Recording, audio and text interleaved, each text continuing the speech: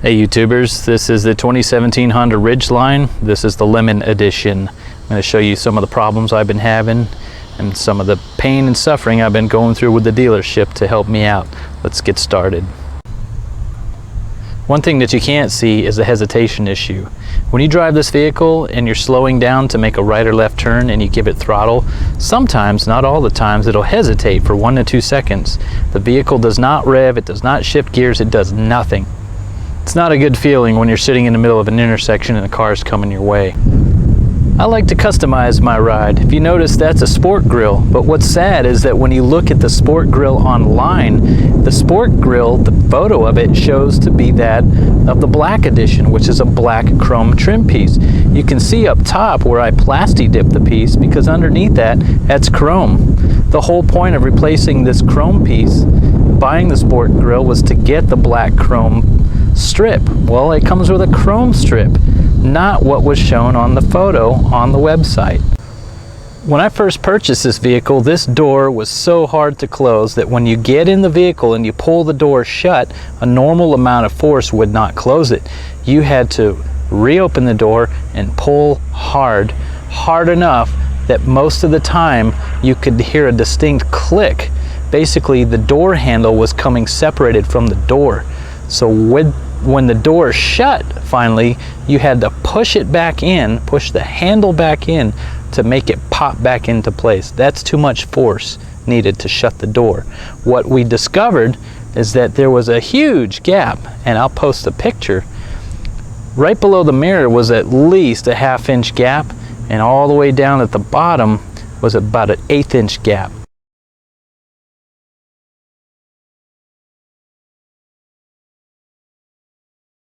So the door needed to be shifted. So it went in for several repairs, they shifted the door, but now we have another problem. Let's take a look.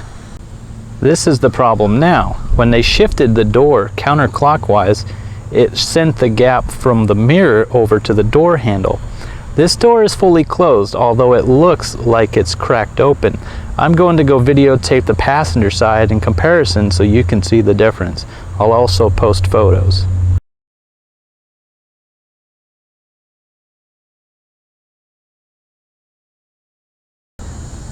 Here is the passenger side. Notice any difference? That's reasonable. This has been to the shop 4 times. If I can only get the driver's side to look like this, then it would be within Honda's 2mm tolerance policy. This door is acceptable. And this door gap is not. Another minor annoyance, the right rear passenger door has a rattle in it, but it only occurs when it's less than 90 degrees outside, and it only occurs when you're making a right-hand turn. It's been mentioned by several passengers as real annoying. It rattles no matter what position the window is in and no matter what position the door lock is in. The dealership was unable to reproduce the problem, therefore they did not pull the door card to inspect. Speaking of rattles, I've developed a new rattle which is coming from the steering wheel shroud where the turn signals and windshield washer connections are. At the bottom, the 2 plastic pieces snap together, but there's more friction, and when you go over a rough road, you'll sure hear a buzzing sound coming from the steering wheel. Something minor but annoying, there's a scratch in the tint on the driver's side window. Now, being the first Ridgeline in town, taking delivery of the first Ridgeline from the dealership, I had to wait to get the windows tinted. Even though these doors are shared with the Pilot, for some reason it was not in the software of the tint machine to cut the tint. So they could do the front doors, but I wanted the whole vehicle tinted, and this is what I ended up with. So when they tinted the vehicle, of course there's lots of overspray. Not sure how well you can see this, but there's several streak marks and stains and drips, and this is primarily on the rear doors, not so much in the front. They took the time and effort to clean the front ones better, but they didn't even touch the back ones. In fact, there was a small little piece of film in there. I think it flew out when I put the windows down.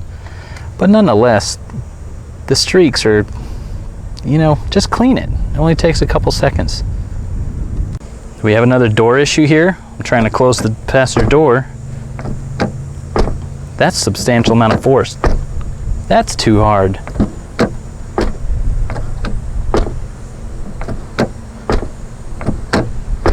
There it goes.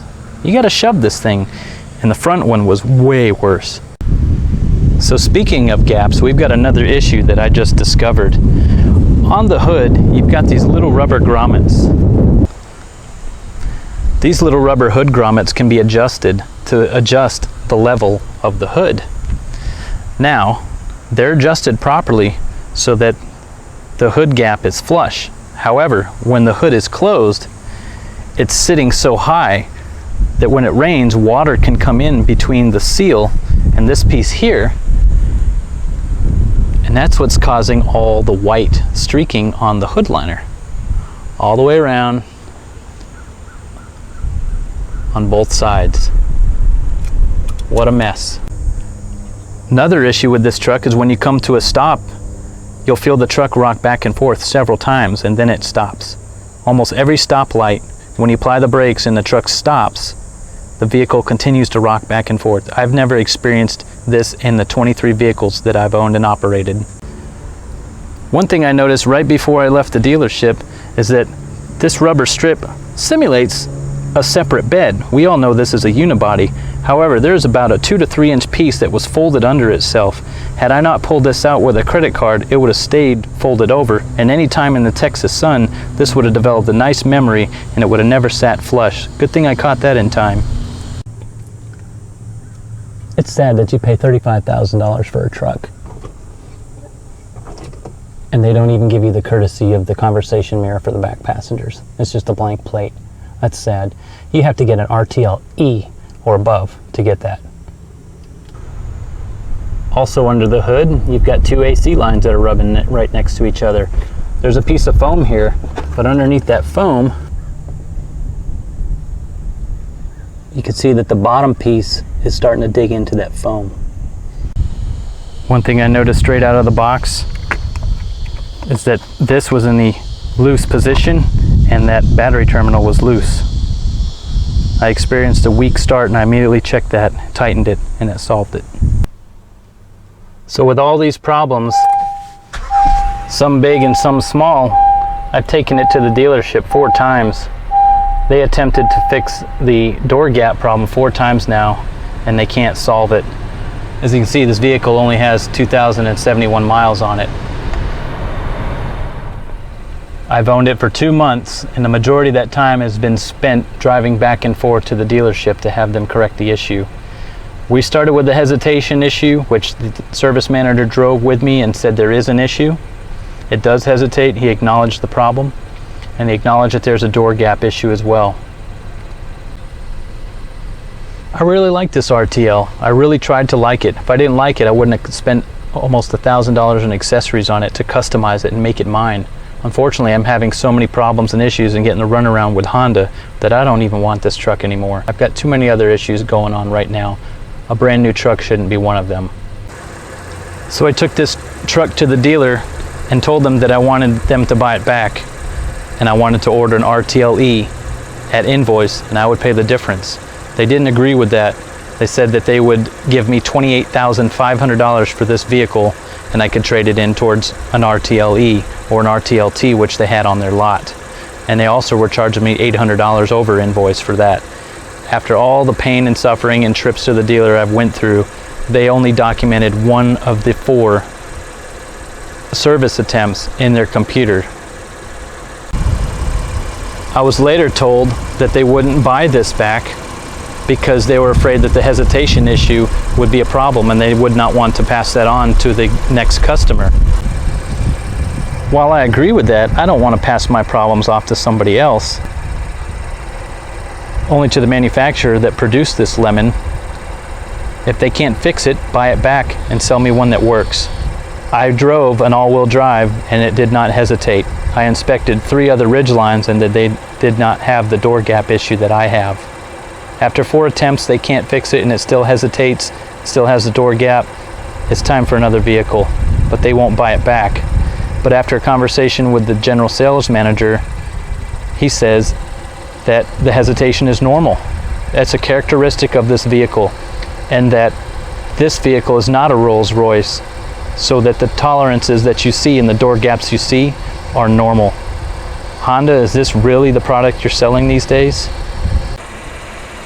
I've owned 23 vehicles and 9 Hondas, and after this one, I don't think I'll be buying another Honda. Thanks for watching, guys. Beware.